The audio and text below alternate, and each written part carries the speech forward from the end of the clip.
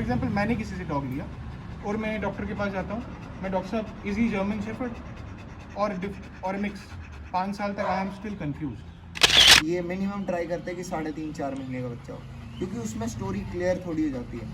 और लगेगा यार ये इम्पोर्ट है, मैं इसी से मेक करूँगा, ठीक है, without understanding the anatomy of his own bitch और the import dog. It is an old saying कि जनरली देखा जाए जब एक मदर और एक मेल का मीटिंग होता है तो कंट्रीब्यूशन इज 50-50%, बट हम उसको 75% मदर को क्यों बोलते हैं? उसका रीज़न ये है। नमस्कार जी सब दोस्तों को, मैं कुणाल गुप्ता एक बार फिर से आप सबको वेलकम बैक करता हूँ मेरे यूट्यूब चैनल पे। तो कुछ 2 से 3 महीने पहले एक वीडियो शूट की थी हमने शेफर्ड के कैनल की, जो कि जम्मू में बेस है ऑसगैरी फिट के नाम से। तो उस टाइम पे जो कैनल के ओनर थे मिस्टर सत्यम, डॉक्टर सत्यम, तो उस टाइम पे वो आउट ऑफ सिटी थे। तो वीडियो में कई सारी ऐसी चीज़ें थी जो कि उनके हिसाब से रहती थी। तो उन्हीं के साथ जो है आज उनके भाई अर्जुना रैना जी, नमस्ते भैया। I am fine sir. So ये भैया भी अभी दिल्ली में है किसी अपने जॉब के लिए, तो अभी ये वापस आए हैं। तो आज जो है वीडियो को थोड़ा सा एक्सप्लेन करने लायक, थोड़ा सा कम्युनिकेटिव वीडियो करेंगे, तो जिसके अंदर शेफर्ड्स को लेकर डिस्कशन करेंगे। तो वीडियो स्टार्ट करने से पहले भैया से जानते हैं कि क्या चीज़ है, किस चीज़ को लेकर आज डिस्कशन रहेगा। फर्स्ट ऑफ ऑल जो डिस्कशन है that is about the breeding and the misconceptions about the German Shepherds which people are actually having in their minds. Okay. Overall German Shepherd anatomy wise, character wise, temperament wise kaisa hu? I have been associated with German Shepherd since 15 years. From last 15 years. But as I love dogs and it is actually my passion. We both are hobbies, but to promote this breed and for better outstanding offsprings we started to do breeding out of very good German bloods which we actually have. So that is actually part and parcel of our passion, I guess. Okay. So what kind of dogs you have seen throughout your life in the Shepherds? I have attended many shows. Okay. And my favorite dogs in India are first is actually owned by very good friend of mine. His name is Rajiv Chaudhary, a very honorable person as far as breeding is concerned. एक dog यहाँ पे था India में, the best जिसको कहते हैं उसका नाम है actually, his name is you Primo Grande, जिसको आप सही में प्रोटोटाइप कहते हो ना जर्मन शेफर्ड का। वो he was a very rated dog, he was champion from Greece and BZES Germany में भी उठा था। आप प्राउड मोमेंट ये समझ सकते हैं कि इंडिया का फ्लैग ग्रीस में लहराया गया उस डॉग के लिए। हाँ। अब एक डॉग और इम्पोर्ट किया राजीव भैया ने, अभी मैंने देखा नहीं है उसको, डेफिनेटली डॉग वो VA12 मीन्स वर्ल्ड नंबर 12। तो वो डॉग उनके पास and there are many other dogs, even my own dog is my favourite. मेरे पास ये है, सीगर है, प्लस कुछ अच्छी पिचेस है फ्रॉम वेरी गुड ब्लड, ठीक है, और कुछ ओवरऑल 1-2 लीटर्स भी आए हैं कुछ में, जिसमें से हमने कुछ रिटेन करने हैं, ठीक है। बाकी उनका we are actually deciding what we will do, but at the end of the day our main concern is outstanding breeding and not to deceive people. Actually most of the puppy millers what they are doing, they are deceiving the people as far as breed is concerned. आप चाहे German shepherd की anatomy के बारे में बात करें, चाहे आप कैरेक्टर के बारे में बात करें, किसी भी चीज़ के बारे में बात करें, लोगों को अभी इतनी अंडरस्टैंडिंग नहीं है। जर्मन शेफर्ड को पालने के लिए आपको खुद जर्मन शेफर्ड बनना पड़ता है। तो पहले मैं यही सबको बोलूँगा, फर्स्ट ऑफ ऑल फ़ोन लेने के पहले तो आप किसी कंपनी को पहले पूरा तरीके से देखते हो, but whenever you are going to buy a dog ना, first know about the credentials of a breeder, know about the knowledge of a breeder and what type of breeding he is doing. मतलब कि breed को भी पढ़ें और breeder को भी पढ़ें। डेफिनेटली यार, अगर आप कुछ भी लेते हो डेफिनेटली यू रीड, तो ब्रीड को रीड करना is very important. The time you will read the breed you will understand about the breed. Otherwise, owning a German Shepherd for a first-time owner is not a easy job. आप कोई शिज़ू पाल रहा है, उसको German Shepherd दे दोगे, he won't be able to take care of him.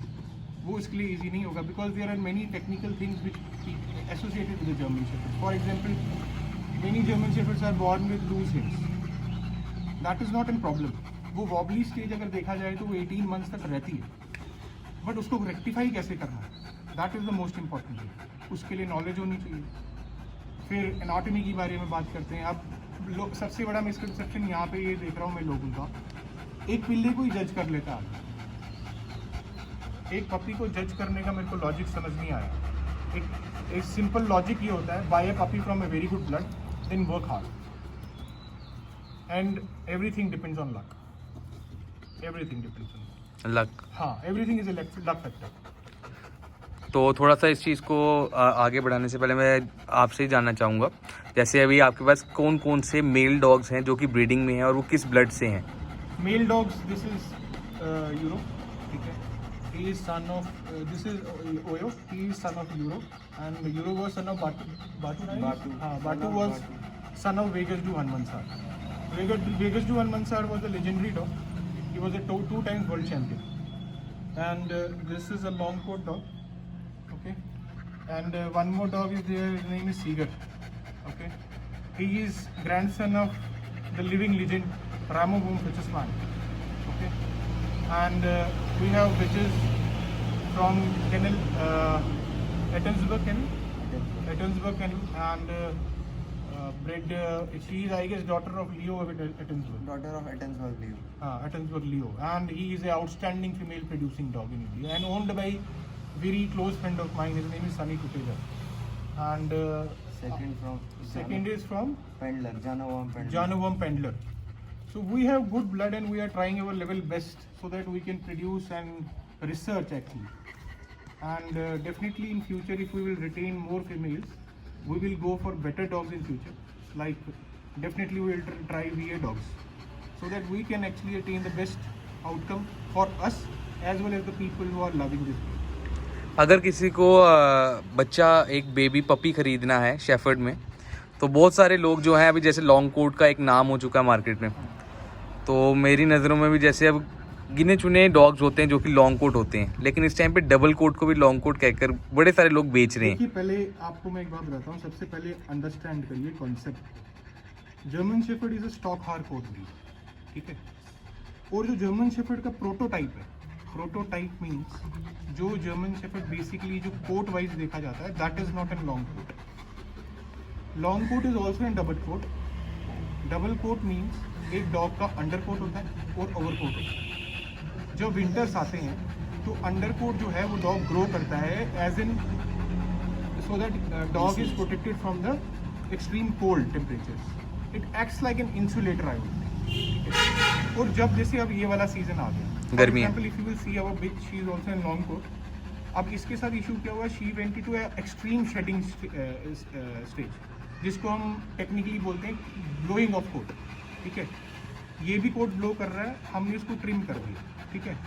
तो आप इस चीज़ को अंडरस्टैंड करिए. डबल कोट, लैब्राडोर का भी डॉग का जो कोट है ना, that is also in double coat. अब लोगों के साथ क्या प्रॉब्लम होती है, जब ये सीज़न आता है, अब आपकी धूप थोड़ी बढ़ती है, आपका टाइम बढ़ता है, तो डॉग की क्या चक्कर है, डॉग ना अपना साइकिल चेंज करता है. वो अंडर कोट को शेड करता है और अपना जो ये ओवर कोट है ना, इसको ग्रो करता है. तो लोग, people go to some different consultant जो भी हैं कि सर हमारा डॉग शेड कर रहा है, but ultimately that is a natural phenomenon. And people must understand this. As far as Labrador is concerned, as far as German Shepherd is concerned, जो भी डबल कोटेड ब्रीड्स. अब जैसे shih tzu ले लो, shih tzu is not a double coat breed. German shepherds का है कि देखो, अब ये डबल कोट है, but the length of hair is actually long. मतलब कि आप ये चीज़ कह रहे हैं कि जो लॉन्ग कोट है ये एक डबल कोट की ही काइंड है. सब डबल कोट है, ठीक है. Kind we can't say kind. बल्कि लॉन्ग कोट जो है वो भी डबल कोट होता है, हाँ, लेकिन बालों की लेंथ ज्यादा होती है. Only difference is length of hair, ठीक है. अब एक लेंथ ऑफ हेयर का सीधा डिफरेंस है. डबल कोट ये भी है, अंडर कोट ये भी शेड करता है, ओवर कोट ये भी शेड करता है. अभी अगर आप इसी डॉग को विंटर्स में देखोगे ना, you will see A extremely different kind of dog, ठीक है. अभी आप फॉर एग्जांपल, मेरे पास एक डॉग पड़ा है जैसे घर पे, सीगर की बात कर रहा हूँ, अभी वो पूरा ब्लो हो रखा है. अगर आप उसको अभी पर्सनली देखेंगे तो आप बोलेंगे यार what kind of German shepherd is this, आपको पसंद ही नहीं आएगा. But the time season will change, तो you will see a different kind of dog. इसलिए ये बोला जाता है कि जर्मन शेफर्ड जो पेट करने चाहिए वो जनरली देखो ये टेम्परेचर भी is fine for German shepherd, but हाँ थोड़ा थोड़ा आपको ना एक्स्ट्रा केयर देनी पड़ती है। मैंने एक पपी लिया from a good breeder, from an outstanding breeder in India. It is N probabilistic equation, ठीक है, पूरा प्रोबेबिलिटी पे चलता है। यू नेवर नो, आज पपी आपको ऐसा दिख रहा है, फ्यूचर में वो कैसा दिखेगा। That doesn't mean breeder is wrong, ठीक है। अनएथिकल ब्रीडिंग क्या होती है? देखो ब्रीडिंग होती है 3 तरीके की, ये अंडरस्टैंड करिए। 1 is line breeding, 2nd is in breeding and 3rd is coefficient of breeding, ठीक है। इन ब्रीडिंग मतलब आपके जो एंसेस्टर्स है वो बहुत ज़्यादा close related. Line breeding is also part of in breeding, but ancestors थोड़े दूर रहते हैं। जैसे मैं बोलता हूँ 3x3 रैमो वोम पिचस प्लांट, मतलब 3rd जनरेशन में रैमो है और मदर साइड में भी 3rd जनरेशन में, and it is acceptable and produce actually good, ठीक है।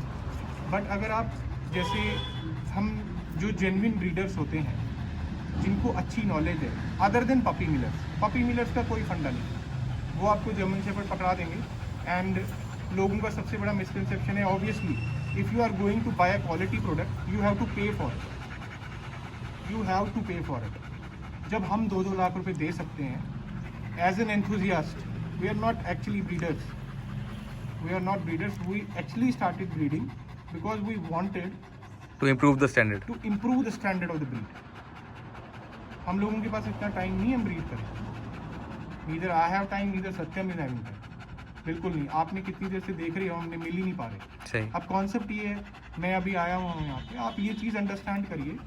फंडा सीधा है कि अच्छा ब्रीडर एक अच्छा ब्रीडर ही होता है, गलतियाँ उससे भी होती हैं। अब मैं आपको एक डॉग के बारे में बताता हूँ। कोई फॉर एग्जांपल डॉग लेजेंडरी जिसका पूरे वर्ल्ड में नाम है, उसके जितने बाकी भाई बहन हैं, इट इज़ नॉट इम्पॉर्टेंट कि वो भी लेजेंडरी बने, but mother father is same, वो चीज़ें मैटर नहीं करती। अब it is a fair luck. For example if you are importing a dog from Germany, ठीक है, अब आपने जर्मनी से डॉग मंगवाया, आप पपी मंगवाते हो, they will charge you less. अब मैं I can't disclose rates, they will charge you less. For example, if you are buying a well developed dog from Germany having a very good VA rating, the price is endless. Why?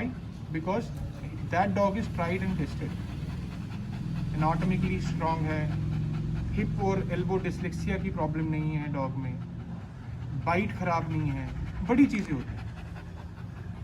यहाँ पे generally देखता हूँ मैं, लोग dog लेते हैं, बाद में डॉक्टर के पास जाते हैं, they are actually into dilemma. 5 साल तक तो वो डिलेमा में ही रहते हैं कि whether he is German shepherd और which breed. This is what bad breeding is ना। आपने फॉर एग्जांपल किसी से डॉग लिया, फॉर एग्जांपल मैंने किसी से डॉग लिया और मैं डॉक्टर के पास जाता हूँ, मैं डॉक्टर साहब इज ही जर्मन शेफर्ड और मिक्स।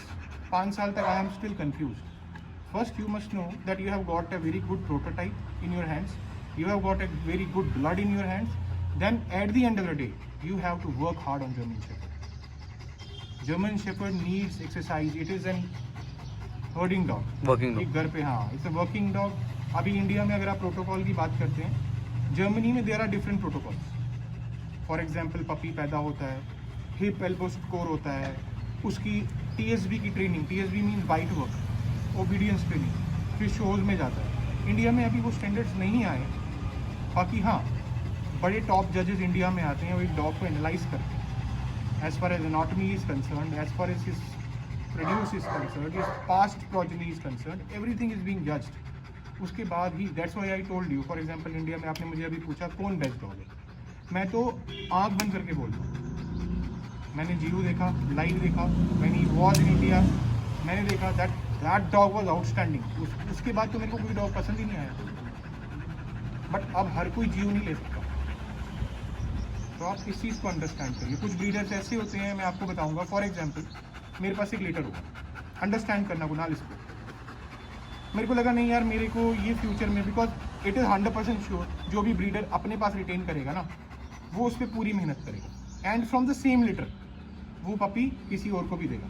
बाद में लक की बात है। हमारे साथ 1-2 बार ऐसा भी हुआ है, हमने पपी रिटेन किया, हमने बोला यार अच्छा है, कुछ टाइम बाद लगा नहीं है, हमने किसी को दे दिया। I have gifted many dogs to my friend. मेरा एक फ्रेंड था, उसको मैंने दे दिया, मेरे को लगा नहीं टू ऑब्जर्व क्या होगा। जैसे वो संदीप था, राजीव था। अब ऑब्जर्व करने के लिए मैंने देखा, मैंने पहले अपना वो लगाया एनालिसिस कि यार ठीक लग रहा है मुझे, but that dog prove to be an outstanding specimen. क्योंकि जर्मन शेफर्ड को आप देखिए 2 से 2.5 साल लगते हैं पूरे डेवलप होने में, तो आप एक 8 महीने के जर्मन शेफर्ड को नहीं बता सकते कि सर ये जर्मन शेफर्ड कैसा है। इस चीज़ को थोड़ा सा आगे लेते हुए, जैसे अगर अभी आपने बात की है ADHD स्कोर की, ADHD का क्या मतलब कि किस तरह से हम पता लगा सकते हैं उस चीज़ का कि क्या उसके इनिशियल जो है ना सिम्टम्स क्या दिखेंगे डॉग में, और उसके अलावा इंडिया के अंदर अगर हम चाहें, चाहे वो पेट पर्पस है या कुछ भी, हम उसको चेक करवा सकते हैं, जैसे मतलब कि कहते हैं ना क्लियरेंस होता है सर्टिफिकेट, ऐसा कुछ हो सकता है या नहीं? जर्मन शेफर्ड में ED, elbow dysplasia, HD hip dysplasia का बहुत ज़्यादा चांस तब रहता है जब डॉग्स में इनब्रीडिंग हुई है। अब क्या है, अगर आपने डॉग्स एक वेल रिप्यूटेड ब्रीडर से लिए, जैसे भैया ने बताया, तो वो बड़ा इंश्योर करता है कि उसने लाइन ब्रीडिंग की है और डॉग्स अच्छे हैं, तो स्कोर ये चांस बड़ा कम हो जाता है। लेकिन अगर आपको फिर भी HDED टेस्ट कराना है, अब HD में हम लोग क्या बोलते हैं, initially at the age of 4 to 6 months आप डॉग का एक्सरे ले लो। एक्सरे जब आप पिछली टांगों का लोगे तो हम एक मतलब जो जर्मनी में होता है वो तो अलग प्रोटोकॉल है, वो तो DNA से टेस्ट करेंगे। हमारा ये फॉर्मूला है कि मतलब 15 सेंटीमीटर जो लेंथ होनी चाहिए, मतलब जो दोनों टांगों के बीच, तो मतलब 15 सेंटीमीटर का अगर गैप है तो बहुत अनलाइकली है कि डॉग लेटर फ्यूचर में हिप डिस्प्लेसिया होगा।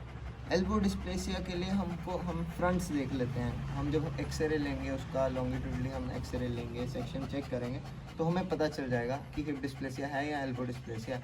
और हाथ से पैल्पेट करके भी आपको पता चल जाएगा, क्योंकि जो फीमर है और जो हिप जॉइंट का हेड होगा जब हम चेक करेंगे, तो अगर हिप डिस्प्लेसिया होगा वो थोड़ा सा स्लिप करना शुरू हो जाएगी, आपको ऐसा लगेगा पैल्पेट करने में, क्योंकि बॉल एंड सॉकेट जॉइंट में ऐसे पकड़ा होता है। अगर आपने पैल्पेट किया वो हल्का बाहर निकलने की कोशिश करता है। और बहुत इम्पॉर्टेंट है कि आप डॉग को ये चेक करना, अगर आप नया डॉग ले रहे हो उसका एज क्या है। देखो जो भी अच्छे ब्रीडर हैं वो कम से कम आपको 2 महीने से कम तो पपी देंगे ही। 3 महीने। और इंडिया में तो जैसे जिनका नाम भैया ले रहे हैं वो तो 3-4 मंथ से पहले बच्चा देते ही हैं। उसका रीज़न ये है, 3-4 महीने का बच्चा, एक तो वो इंश्योर करते हैं कि इनिशियल वैक्सीनेशन, डीवॉर्मिंग सब कुछ वो करके दें, क्योंकि जैसे पपी DP लग गई, DHPPI लग गई, उसका बूस्टर लग गया, एंटी रेबीज लग गई, तो ओनर भी थोड़ा डाउट में नहीं रहता कि okay this puppy might he is coming to me, वो पार्वो से मर ना जाए। क्योंकि 90% पपी मिलर्स पपी जब सेल करते हैं, आप ये ऑब्जर्व करेंगे, डॉक्टर के पास 40 डेज 35 डेज का पपी आता है, वो बोलते हैं हमने वैक्सीन की है, लेकिन बच्चा आके पार्वो होके डिस्टेम्पर होके मर जाता है। तो आपको ये चीज़ इंश्योर करनी है कि पपी की हेल्थ के लिए कि आप एक पपी बड़ा ले रहे हैं, बच्चा हेल्दी है और एक अच्छे वेल नोन ब्रीडर से ले रहे हैं, एंड एटलीस्ट आपका सोर्स बड़ा क्लियर है। आपने एक बात बोली बीच में कि आपने ऐसा देखा, जैसे मैं बोलूँगा कि एक बड़े डॉग का नाम लेके बोल दिया कि ये जी उस लाइन का डॉग है। अब जैसे ये डॉग वेगास इसमें लगा है, लेकिन वो 4th-5th जनरेशन में लगा, वेगास वर्ल्ड चैम्पियन है, उसका मतलब ज़रूरी नहीं है कि इसमें भी वो सारे कैरेक्टर आएंगे। आपको भैया ने बोला कि 1 लीटर में एक बच्चा इतना ज़बरदस्त निकल सकता है और दूसरा बच्चा बिल्कुल ज़ीरो हो सकता है, क्योंकि ये ज़रूरी नहीं है कि हाँ इसके मदर फादर ये थे, वो रेयरिंग पे, एनवायरनमेंट पे, उसका फीडिंग पे, एक्सरसाइज पे बड़ा इफ़ेक्ट पड़ता है। अब यही डॉग, ये हमारा जो डॉग है, जब ये बच्चा था, पपी था, इसको भैया ने सिलेक्ट किया था, और हमारी दूसरी बिचवी हो, भैया स्पेशली जो ब्रीडर हैं इसके, उनका नाम गुड्डू चौधरी है, उनके घर गए, बच्चा सिलेक्ट किया, and he was bought when he was 4 months old। Same for the female, है ना, ये 4 महीने की फीमेल थी। 4 महीने की फीमेल उन्होंने चेक की। जब ये सेटिस्फाइड थे उस डॉग के टेम्परामेंट से, उस डॉग के एटीट्यूड से, कलर से, पिगमेंटेशन से, तब इन्होंने वो सिलेक्ट किया। तो जब आप एक बड़ा बच्चा लेते हो तो आपका हेल्थ वाइज रिस्क बड़ा कम हो जाता है, और थोड़ा आपको आइडिया भी रहता है क्या चीज़ ये आगे निकलेगी। क्योंकि देखो जब आप बड़ा बच्चा ले रहे हो, एक उस पर ट्रांसपोर्ट का स्ट्रेस बहुत कम आएगा, दूसरा सेपरेशन एंजाइटी जो मदर से होती है इनिशियल स्टेज में, कि आपने उसको नए सराउंडिंग में इंट्रोड्यूस किया, वो फीवर नहीं आएगा, उसको मोशंस नहीं होंगे, उसको वॉमिशन नहीं होगा, तो वो सारे फैक्टर हट जाते हैं। तो जैसे हमारा तो ग्राउंड रूल यही होता है कि अगर हमसे भी कोई पपी ले रहा है तो हम इंश्योर करते हैं कि हम उसे बोल देते हैं कि आप थोड़ा वेट कर लो, 2 मंथ्स प्लस 70 डेज 75 डेज़ का पप ले लीजिए। बाकी जो हम पप्स लेते हैं एज ऑफ नाउ, अगर हम भी किसी से ले रहे हैं तो हम ये मिनिमम ट्राई करते हैं कि 3.5-4 महीने का बच्चा हो, क्योंकि उसमें स्टोरी क्लियर थोड़ी हो जाती है। और एक चीज़ जो भैया ने बोली वो बहुत इम्पोर्टेंट है आपको समझना और व्यूअर्स को भी समझना कि एक अच्छे ब्रीडर से आपने अच्छा डॉग लिया 3-4 महीने का, इट इज़ ऑल लक। हो सकता है वो ब्रीडर भी उसको जज ना कर पाए उस एज पे, क्योंकि जो एक्चुअल एज है जर्मन शेफर्ड की मैच्योरिटी की वो अराउंड 2.5 साल है। तो मतलब 18-20 आप जो इतने वर्ल्ड चैंपियन देखोगे वो 4.5-5 साल 6 साल में बनते हैं वर्ल्ड चैंपियन। IPO 3 जो डॉग होता है, हाँ, वो आप ऑन एन एवरेज अगर देखोगे, there are stages of training. IPO 1, IPO 2, IPO 3, then koerung is there.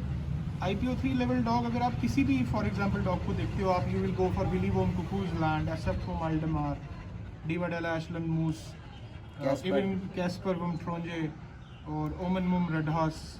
आप किसी भी डॉग को अगर देखेंगे तो they were all 6-7 years old when they became world champion. Plus दूसरी चीज़, एक और चीज़ देखी है मैंने यहाँ पे इंडिया में, rather than going before a good specimen na, what mostly people are doing, for example, if anyone is having a bitch, how he selects the male dog, to form a combination. how he performs the combination as far as his future breeding is concerned. India में the most important problem and misconception is import. आप मुझे एक बात बताइए, एक import dog for example आया and Serbian imports are like hell, and to be honest मुझे तो Serbian imports बिल्कुल पसते ही नहीं। Germany means Germany, Italian import means Italy, ठीक है। तो अब यहाँ पे लोग क्या करते हैं, फॉर एग्जांपल इंपोर्ट आया, आप शो में गए, आप जिसके पास बिच है वो पता लगेगा यार ये इंपोर्ट है, मैं इसी से मेट करूँगा, ठीक है, without understanding the anatomy of his own bitch और द इंपोर्ट डॉग आप मेट कर रहे हो। तो बाद में ऑफस्प्रिंग्स क्या आते हैं, पिल्ले लूज आते हैं, ईस्ट वेस्ट होता है डॉग्स में, एयर स्लॉट खड़ा नहीं होता, डेंटल प्रॉब्लम होती है, बाइट की प्रॉब्लम होती है। तो चलो वो चीज़ें देखो एक बड़ी एक्सपीरियंस के बाद बंदे को पता चलती है। First of all a person must understand कि डॉग का टेम्परामेंट क्या है, मदर फादर का टेम्परामेंट क्या है। It is an old saying कि जनरली देखा जाए जब एक मदर और एक फीमेल का मेल का मीटिंग होता है तो कंट्रीब्यूशन इज़ 50-50%, बट हम उसको 75% मदर को क्यों बोलते हैं, उसका रीज़न ये है क्योंकि पपी की जो भी अपब्रिंगिंग है ना वो एक मदर करती है। तो टेम्परामेंट किसका आता है, मदर का आता है। मैं जब हम ब्रीड करते हैं, मैं आपको इतना बता देता हूँ कुणाल जी, पपी मेरे सामने होगा ना, 90% जो उसका कैरेक्टर मैं आपको बताऊँगा ना बचपन में, 90% मैंने काफ़ी दोस्तों को, इवन राकेश आई गई एकदम पपी, नीरज को दिया, मैंने 90% कैरेक्टर पिल्ले को 3 महीने भी बता दिया था कि ये करेगा। और ये सिर्फ अपना जो है आपका शौक है ब्रीडिंग के अलावा, मतलब कि हाँ देखो यार, अगर कोई चाहे तो वो अपने शौक में भी सीख सकता है, जरूरी नहीं है कि ब्रीड ही करे। बिल्कुल, we don't earn money from this, हमारा कोई ये बिजनेस नहीं है, we are very well settled, ठीक है, हम अपना काम कर रहे हैं सारे। तो अभी चलो लॉकडाउन था, मैं ऑफिस से इधर आया हूँ, ठीक है, तो मुझे छुट्टियाँ हैं, अभी वर्क फ्रॉम होम चल रहा है, तो उस वजह से चलो ठीक है, शौक है। अब प्लस सबसे इम्पॉर्टेंट चीज़ ये है, अब लोगों का एक और बड़ा प्रॉब्लम है, why people are getting deceived, people are willing to buy a dog for 8,000 rupees and after buying a dog they are willing to feed that dog for 8,000 rupees bag on. आप मुझे एक चीज़ बताओ, एक life ज़्यादा costly है कि food is a necessity. Food, अब मैं ये बोल सकता हूँ करेला आपसे महंगा नहीं होगा, करेला एक इंसान की वैल्यू से महंगा नहीं होगा। अब कितना भी महंगे से महंगा फूड करो, एक इंसान से महंगा नहीं होगा। आप 8,000 रुपये का कुत्ता लेते हो और 8,000 रुपये खाना खिला रहे हो, तो आप मुझे बताओ। और डॉग एक ऐसा कंपेनियन है जिसके साथ आपको 8-10 साल रहना है, 8-10 साल। मैंने I have to be honest, मैंने कोई ऐसा फेटल, और प्लस एक और चीज़ है, from a very well bred dog ना you see very less visits to doctor. आपके डॉक्टर के विजिट्स मतलब बहुत मिनिमल हो जाते हैं। और जो मोस्टली इनब्रेड डॉग्स होते हैं ना, एक तो वो फेरोशियस बहुत होते हैं, उनको बाइट का प्रॉब्लम होता है, उनको टेम्परामेंटल इश्यूज होते हैं, बड़ी चीज़ें होती है। हाँ, inbreeding is allowed, inbreeding is okay, but for that you have become a gem of a person. तो मेरा यही कहना है कि देखो, अगर किसी ने भी फॉर एग्जांपल डॉग लेना होता है ना, जैसे मुझे भी लेना होता है या सत्यम को भी लेना होता है, what we do Satyam generally, हम बोलते हैं कि यार brother what is the price of dog, ठीक है, if we think it is out of the budget we will wait for some time, ठीक है। जब हमारा बजट पूरा आ जाता है देन वी बाय डॉग। हमारा ऐसा नहीं है कि नहीं यार ये 10,000 का है तो इसमें मांडवाली करने का तो उठा लिया, वैसा फंडा नहीं है, हम लेते हैं but generally we are satisfied with our dog जो भी है। एंड फ्यूचर में definitely I was discussing yesterday with Satyam कि we are going to buy one import, देखो अच्छा सा ही आता है कोई। अगर हम लोग इम्पोर्ट भी लेंगे तो सबसे फर्स्ट तो यही है कि दिसंबर जनवरी में अगर हमारा इम्पोर्ट आता है, इम्पोर्टेंट ये नहीं है कि वो लॉन्ग कोट है या स्टॉक कोट है, इम्पोर्टेंट हमारे लिए सबसे ये है कि हम ये चाहते हैं कि वो VA टॉप 10 जो VA डॉग्स हैं इस टाइप, ब्लड बहुत स्ट्रॉन्ग, ब्लड बहुत स्ट्रॉन्ग हो, मतलब वो ब्लड इंट्रोड्यूस करना है इंडिया में जो भी नहीं है। अब आप एक एग्जांपल ले लो कुणाल जी, मारवाड़ी हॉर्सेस है ना, मारवाड़ी हॉर्सेस का ब्लड इंडिया में है एंड उसका एक्सपोर्टेशन बैंड है शायद ना? हाँ, आपने ब्रीडिंग देखी है मारवाड़ी हॉर्सेस, देखे हैं इंडिया? मारवाड़ी तो देखें, the time you will see them live ना, you won't be able to sleep. This is what is the quality of Marwari horses in India. क्योंकि मारवाड़ी हॉर्सेस का फंडा क्या है, the people who are involve into that are actually very well settled. German shepherd में dogs में ये हो गया जिसके पास कुछ नहीं है उसने कुत्ता उठाया और ब्रीडर बन गया। आप जैसे मेरी एक बार एक ब्रीडर से बात हो रही थी, आई आस्क्ड हिम यार इस डॉग की पेडिग्री क्या है, उसने मेरे को आंसर पता क्या दिया है, हम जहाँ से खड़े होते हैं वहाँ से पेडिग्री स्टार्ट होती है। भैया what kind of answer is this? So to cut short, always select a breeder, any breeder, even if it applies to us also. The time we are buying a dog, we go with the credentials of breeder first, okay? And second thing, just trust your breeder and trust your luck. Even there is an old saying, faith can move mountains, okay? So it is all about luck, all about luck. तो अभी अर्जुना भैया आपका जो last time canal में जब shoot किया था तो उसके अंदर हमने खाली डॉग्स और सबसे बड़ी चीज़ है कि आप दोनों यहाँ नहीं थे, तो अभी जो है बच्चे जो आपने अपने लिए रिटेन कर रहे हैं और जो बच्चे आपने अपने कैनल पे ब्रीड किए हैं वो उसको शो करते हैं, तो इनको वीडियो को थोड़ा सा करते हैं। मैं और आपको ये भी बताना चाहूँगा इस वीडियो में, लास्ट टाइम आपके वीडियो से हमें बहुत अच्छा रिस्पांस मिला, बहुत सारी कॉल्स आई, pups went to Hyderabad, Orissa गए, भुवनेश्वर गए बच्चे, And in very good families. हाँ, इन वेरी गुड फैमिलीज हमारा बच्चे, इवन आपका गुजरात से हम एक पपी हमारे पास गया आनंद में, फिर कुछ जम्मू में भी एक फैमिली ने हमसे पपी लिया, दिल्ली में भी पपी लिया, हमें रिस्पांस अच्छा मिला। लेकिन the best part was whoever was interested was genuinely into German shepherd, मतलब उसको ये था कि मेरे को doesn't matter about the price, लेकिन मुझे वो क्वालिटी चाहिए। इवन वो भी लोग थे जिन्होंने 1.5-2 महीना वेट किया, बोला नहीं हम वेट करेंगे, लेकिन जब आपका लीटर होता है तब आप दीजिए। और इस चीज़ को मैं थोड़ा सा आपकी बात को काटता हूँ, ये बात पे मैं आना नहीं चाहता था। बात पता क्या होती है, ये बहुत अच्छी चीज़ है कि आपने इस चीज़ को बताया, लेकिन अब मैं आपको बताता हूँ क्या इशू क्या है। हमेशा ज़रूरी नहीं है कि बड़ी बड़ी चीज़ों को देखकर हम उनको आगे बढ़ाएं, कभी कभार मौका जो है किसी को घर से भी देना चाहिए। अब मेरा जो मोटिव है वो यही है कि बहुत सारे लोग जैसे अर्जुना भैया हैं, आप हैं, आप दोनों बल्कि इनका आपका शौक है जर्मन शेफर्ड, आप दोनों ने बताया कि हम ब्रीड भी कर रहे हैं, लेकिन ब्रीडिंग में ज़रूरी नहीं है कि 10 बच्चे हैं तो 10 के 10 रोकने हैं, निकालने तो पड़ेंगे। और सबसे बड़ी चीज़ है, आपको तब मोटिवेट होते हैं आप जब आपको कोई उस चीज़ के लिए रिस्पॉन्स देता है, तारीफ देता है।